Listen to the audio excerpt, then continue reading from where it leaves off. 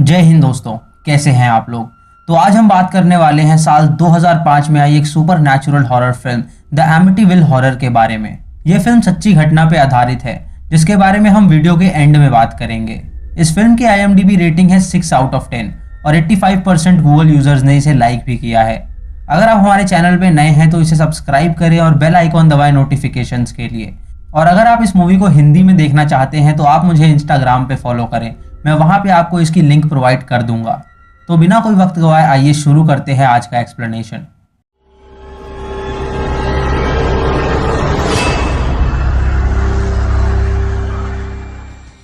दोस्तों, फिल्म की शुरुआत होती है नवंबर 1974 में, जहां हमें एमिटीविल का एक घर दिखाया जाता है। इस घर के बेसमेंट में रोनाल्ड नाम का एक लड़का होता है, जिसको ठीक 3:15 पे एक डिमोनिक आवाज कह रही होती है कि उन्हें मार दो। ये सुन के रोनाल्ड एक शॉटगन लेके ऊपर जाता है और अपनी पूरी फैमिली को मार डालता है। जब पुलिस को यह खबर मिलती है तो वो रोनाल्ड को गिरफ्तार कर लेते हैं। रोनाल्ड अपने बयान में कहता है कि उस घर में उसने कुछ आवाजें सुनी थी और उन्हीं आवाजों ने उसे ये सब करवाया है।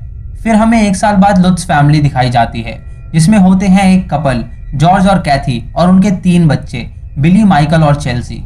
दोस्तों, ये तीनों बच्चे कैथी के होते हैं अपने पहले पति से, और जॉर्ज उसका दूसरा पति होता है। जॉर्ज और कैथी एक नया घर खरीदने वाले होते हैं, तो वो डीलर के पास जाते हैं, जो उन्हें वही घर दिखाती है जिसमें रोनाल्ड ने हत्याएं की थी। वो घर काफी बड़ा होता है और उन्हें कम दाम में मिल रहा होता है, तो वो दोनों इसे खरीदने का सोचते हैं। वो डीलर उन्हें उस घर के अतीत के बारे में बताती है कि यहाँ मर्डर्स हुए हैं, लेकिन रोनाल्ड कहता है कि घर किसी को नहीं मारता, लोग एक दूसरे को मारते हैं। इसी सोच के साथ वो ये घर खरीद लेता है ताकि वो अपनी फैमिली के साथ अच्छे से रह सके।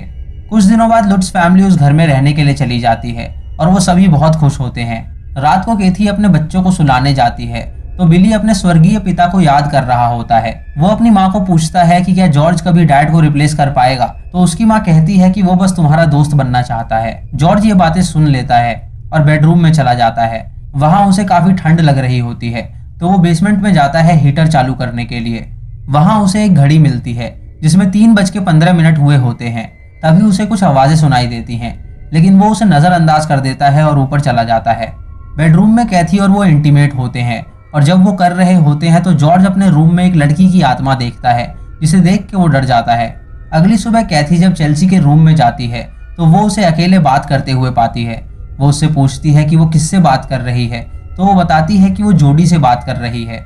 दोस्तों, जोडी रोनाल्ड की छोटी बहन थी, जिसका मर्डर उसने उसी रूम में किया था, और अब उसकी आत्मा भटक रही थी और सिर्फ चेल्सी ही उसे देख पा रही थी। जॉर्ज जब लकड़ियां काट रहा होता है तो माइकल उसके पास एक लोहे का औजार लेके आता है और उसे बताता है कि ये उसे बेसमेंट में मिला। जॉर्ज ये देख के उस पर गुस्सा करता है और कहता है कि वो बेसमेंट उसका ऑफिस है और अगर वो वहां दोबारा गया तो अच्छा नहीं होगा। ये सुन के माइकल रोने लगता है और अपनी माँ के पास चला जाता है। कुछ देर बाद चेल्सी घर में नहीं मिलती तो जॉर्ज और कैथी परेशान हो जाते हैं। तभी बोट हाउस से उनके डॉग के भौंकने की आवाज आती है, तो वो दोनों उधर चले जाते हैं। वो देखते हैं कि चेल्सी बोट पे खड़ी हुई है और पानी में कूदने वाली है। तभी जॉर्ज उसे रोक लेता है और कैथी उससे पूछती है कि वो यहाँ अकेले क्या कर रही थी, तो चेल्सी बताती है कि वो जोडी को अपना बोट हाउस दिखाने लाई थी। कैथी को ये सुन के बहुत अजीब लगता है, पर वो उसे नजरअंदाज कर देती है। जॉर्ज उस बोट हाउस को लॉक करके सोने चला जाता है। रात में माइकल को जोर से पेशाब आती है, तो वो वॉशरूम जाता है, जहाँ उसे कुछ आवाजें सुनाई देती हैं। जब वो अपना हाथ धो रहा होता है तो उसके पीछे एक एंटिटी खड़ी होती है और नल से पानी की जगह खून टपक रहा होता है। ये देख के वो डर जाता है और वहां से भाग के अपने बेड पे चला जाता है।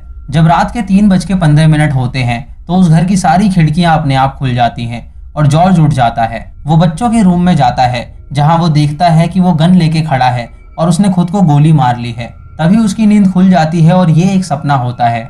वो देखता है कि बोट हाउस का दरवाजा खुला हुआ है, जो उसने लॉक किया था। उसे लगता है कि शायद चेल्सी दोबारा वहां गई होगी, तो वो भाग के उधर जाता है। वहां उसका डॉग भौंक रहा होता है, तो जॉर्ज को लगता है कि शायद चेल्सी पानी के अंदर कूद गई होगी, तो वो पानी के अंदर जाता है, लेकिन चेल्सी उसे नहीं मिलती। जब वो बाहर आता है तो देखता है कि चेल्सी अपने रूम से उसे देख रही है और उसके पीछे एक अनजान लड़की की आत्मा खड़ी हुई है। ये देख के वो चेल्सी के रूम में जाता है तो देखता है कि वो सो रही है। अगले दिन जॉर्ज जब बेसमेंट में जाता है तो उनका डॉग वहां दीवार के नीचे खोद रहा होता है।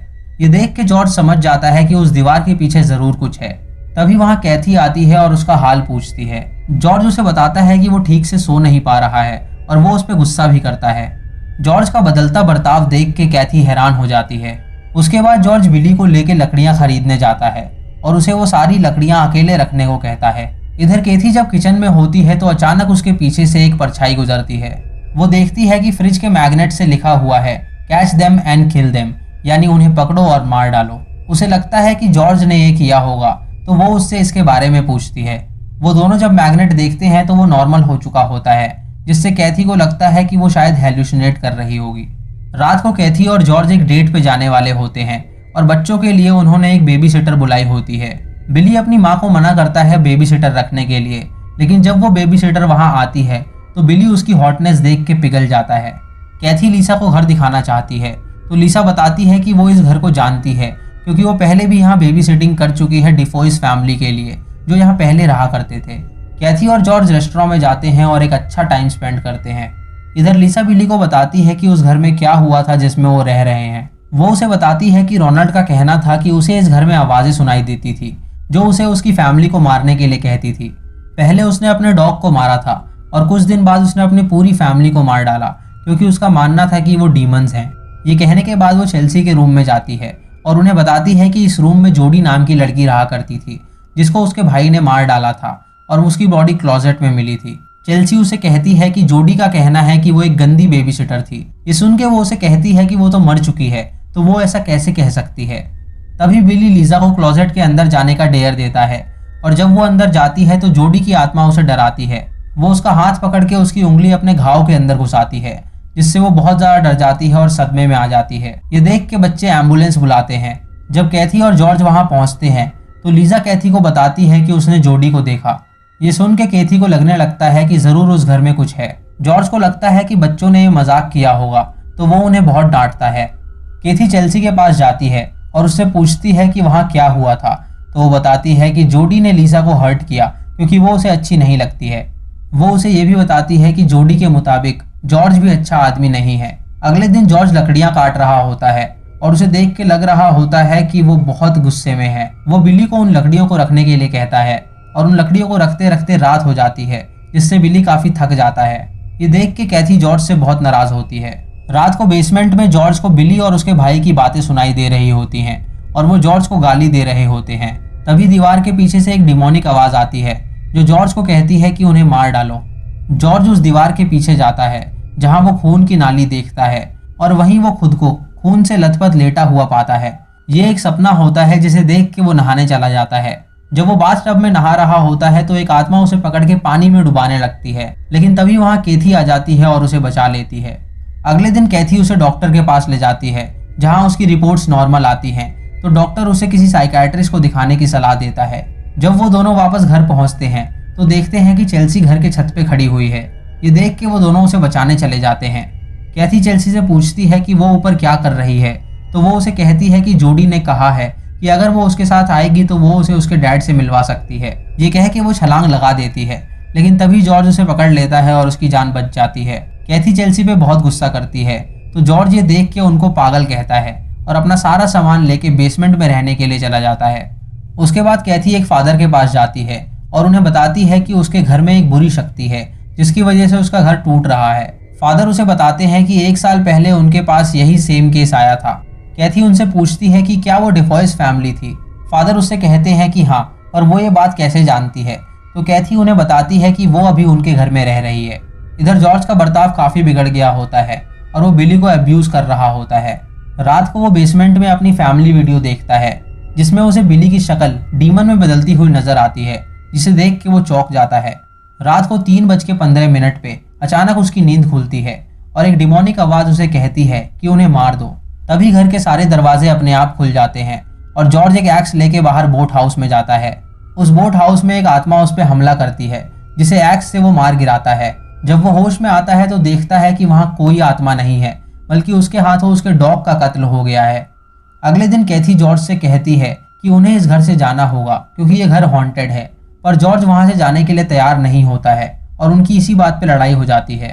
तभी बिली और माइकल वहां आ जाते हैं और अपनी माँ को बताते हैं कि उनका डॉग कहीं नहीं मिल रहा है। बिली को लगता है कि जरूर जॉर्ज ने उसे मारा है, इसीलिए वो उससे सवाल पूछता है, लेकिन जॉर्ज उसे कोई जवाब नहीं देता।